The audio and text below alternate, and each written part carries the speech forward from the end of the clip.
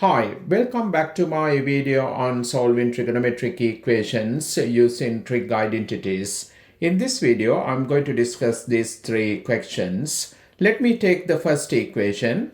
We have sin square 2x plus 2 over cos 2x plus 1 equal to 4. We're going to solve this equation in this interval. We can see that left hand side we have fraction form. So first we need to remove this fraction form. You can times both sides by this expression cos 2x plus 1. You would get sin square 2x plus 2 equal to 4 times cos 2x plus 1. Now if you expand this bracket, you would get sin square 2x plus 2 equal to 4 cos 2x plus 4. You can see that in this equation we have cos 2x and sin square 2x, but we need one trig function in the equation. We can actually write this sin square 2x in terms of cos 2x because we have this identity. We know that cos square 2x plus sin square 2x equal to 1. Therefore, I can write sin square 2x as 1 minus cos square 2x. So what we can do, we can substitute this here. You would get it as 1 minus cos square 2x plus 2 equal to 4 cos 2x plus 4. Now, if you take this square term to this side and here we have plus 3 to the other side, you would get this equation cos square 2x plus 4 cos 2x plus 1 equal to 0. Now here we have quadratic equation of cos 2x. So what we can do, we can find cos 2x using quadratic formula. Here we can write down ABC. A is equal to 1, B equal to 4, and C equal to again 1. So we can write cos 2x as minus B plus or minus square root B square minus 4AC. That's 4 square minus 4 times 1 times 1. And we divide this by 2A, 2 times 1. So you would get two values for cos 2x. Cos 2x equal to negative 0.27, correct to 2 decimal places, or you would get cos 2x equal to negative 3.73, right? We can find solution to this equation, but you wouldn't get solution to this equation because we know that cos 2x is between negative 1 and positive 1. Here we are going to solve this equation. We have cos 2x equal to minus 0.27. We're going to solve this equation in this interval, right? You can see that in this interval we have x here, but in the equation we have 2x. So we know that we need to times this interval by 2. So you would get 2x between negative 360 degrees and 0 degree. Now what I'm going to do, I take this angle as A. Even here you can put it as A. So we have the equation cos A equal to negative 0.27. We're going to solve this in this interval, A between negative 360 degrees and 0 degree. You can write the principal angle here, A equal to cos inverse minus 0.27. You can use the calculator to find angle A. It's 105.7 degrees, correct to 1 decimal place. Now what we can do, we can use this angle together with cos diagram to find all angles for A in this interval. You can see that we're going to find negative angles, and also you know that when you have obtuse angle for angle A, principal angle, what we have to do, we need to find the corresponding acute angle. So you have to always take away this angle from 180 degrees.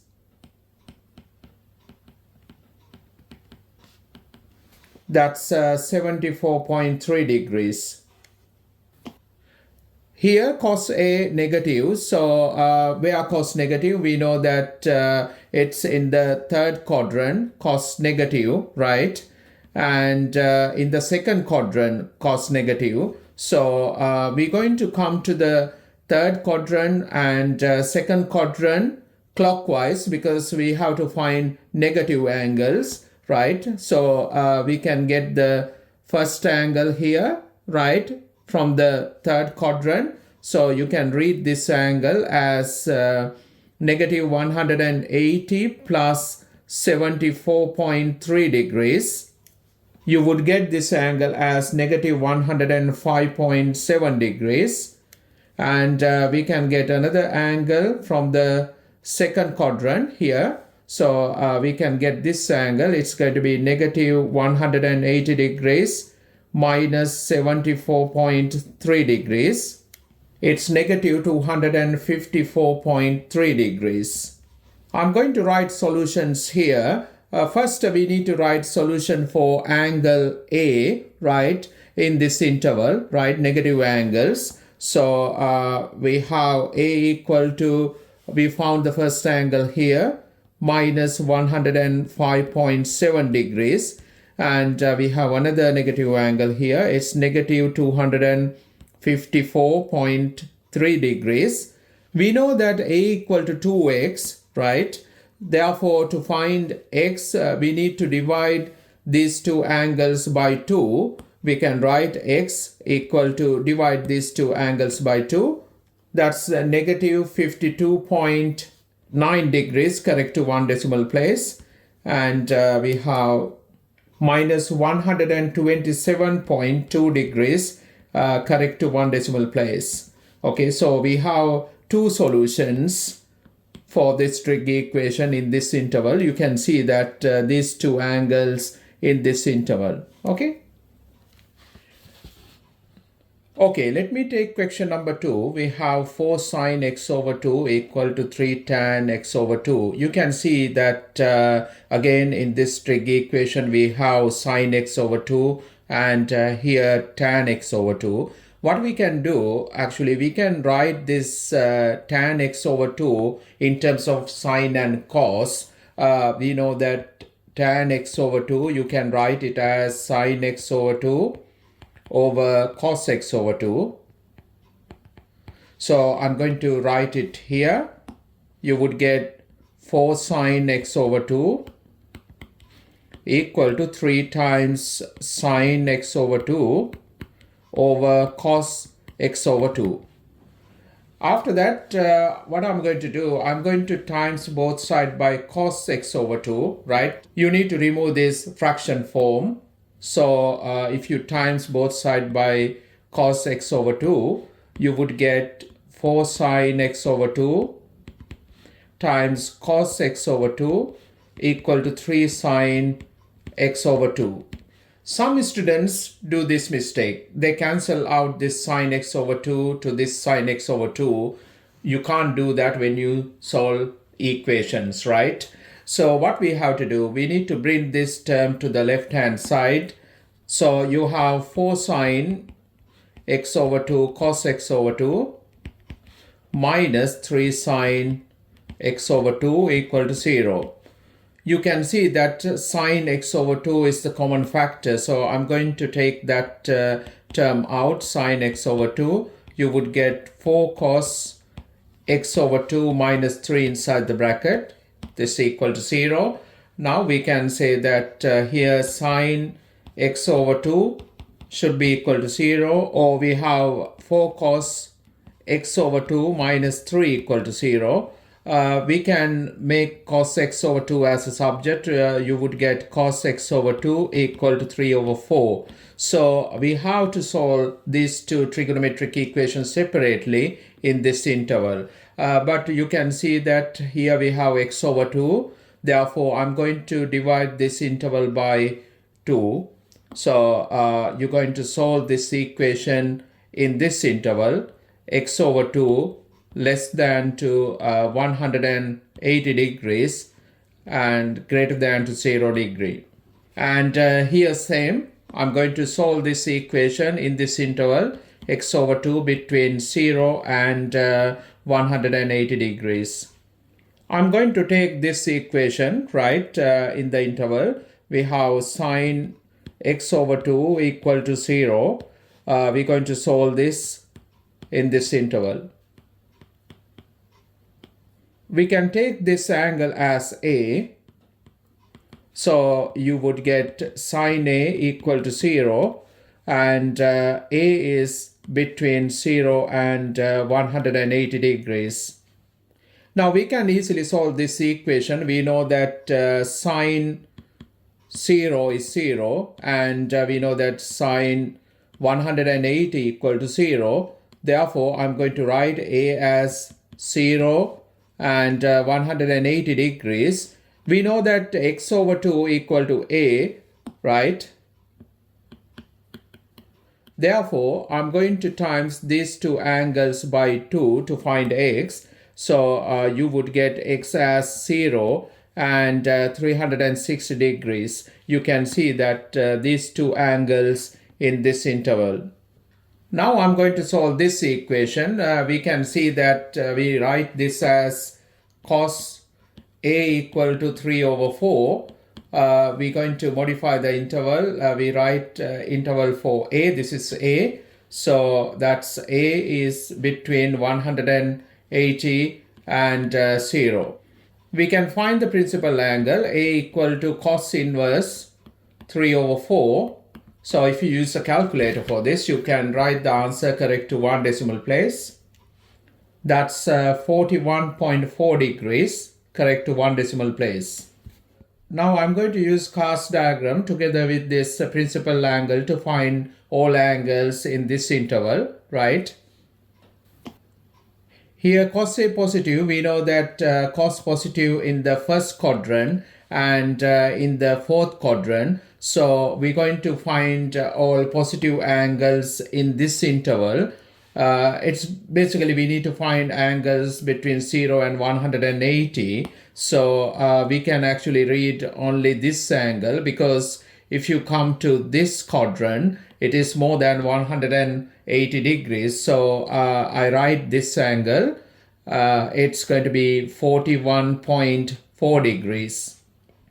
So we found that A equal to 41.4 degrees, only that angle in this interval. But we know that again x over 2 equal to A. Therefore, we need to find x. Just you need to times this angle by 2. That would give you x as 82.8 degrees. So we have three solutions to this trig equation in this interval. They are 0, 360 degrees, and 82.8 degrees. Question number 3, we have 3 sine square x plus 60 equal to 2 cos x plus 60 plus 1. So we're going to solve this trig equation in this interval. You can see that you have to find positive angles. You can notice that this angle here is x plus 60. So we need to modify this interval. I need to get plus 60 here, right? X plus 60. So if you do that work first, I'm going to add 60 degrees here, here, and here. So you would get the interval as x plus 60, right? Greater than equal to 60 degrees and less than equal to 420 degrees. After that, if you take this angle as A, right, these angles I'm going to put as A. So you can rewrite the equation as 3 sine square A equal to 2 cos A plus 1. Now we're going to solve this equation in this interval, but I'm going to set this as A, so I can write the interval as A is between 60 degrees and 420 degrees. Now what you have to do, you can find a solution to angle A in this interval as A equal to x plus 60 degrees. you can find solution to x. That is what we're going to do here, right? Now, if you look at this equation again, you can see that we have sine function and cos function in the equation. We can write actually this function sine square a as 1 minus cos square a, right? So if you do that substitution, you can write 3 times 1 minus cos square a equal to 2 cos a plus 1. Now you can expand this bracket. That would give you 3 minus 3 cos square a equal to 2 cos a plus 1. What I'm going to do, I take these two terms to the other side. When you do that, you would get 3 cos square a plus 2 cos a minus 2 equal to 0. Here you have quadratic equation of cos a. You can use quadratic formula to find cos a, right? So it's going to be minus b, that's negative 2, plus or minus b square minus 4ac. So you would get 2 square minus 4 times a is 3 times c is negative 2, right? We divide everything by 2 times a is 3. You would get cos a as 0.55, or you would get cos a equal to minus 1.22. Here we can't find solution to angle A because we know that any angle A, cos A between negative 1 and positive 1. Here we can't find solution to this equation. I'm going to write no solutions here. Now I'm going to solve this equation in this interval. First I'm going to find principal angle for this angle A equal cos inverse 0.55. I'm going to write the solution to correct to 1 decimal place. That's 56.6 degrees correct to 1 decimal place. Now we can use the cos diagram and this principal angle to find all the solutions in this interval.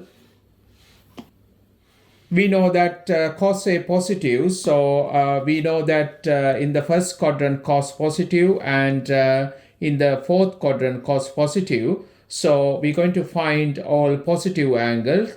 Therefore, I'm going to come to the first quadrant and to the fourth quadrant anticlockwise. So we can read these angles. Here we have 56.6 degrees. And this angle, we need to take away 56.6 from 360 degrees. You would get 303.4 degrees. Now you need to be careful to get all angles in this interval. We can see that this one, 56.6, is not in this interval. I'm going to write solution to angle A in this interval. Let me write it here, right? Angle A, we can write as this. First, I'm going to write down those. After that, let's see what are the angles in this interval, which is 56.6 degrees. We found another angle here. It's 303.4 degrees. But what I'm going to do, I'm going to add another 360 degrees to this because it is in this interval, right? So let's do that. If you add 360 degrees to this, you would get it's 416.6 degrees. So we can see that this is in this interval. But if you have a look, this one, this is not in the interval. So I'm going to remove that. Okay. Also, we know that A equal to x plus 60. So I'm going to substitute A as x plus 60, right? So that's equal to now 303.4 degrees and 416.6 degrees. So what you have to do, to find x, you need to take away this 60 degrees from these two angles. I'm going to write those solutions here, right? You would get x as 243.4 degrees. And if you take away again 60 degrees from this, you would get another solution for x. That's 356.6 degrees. Okay, so we have two solutions for this trig equation in this interval.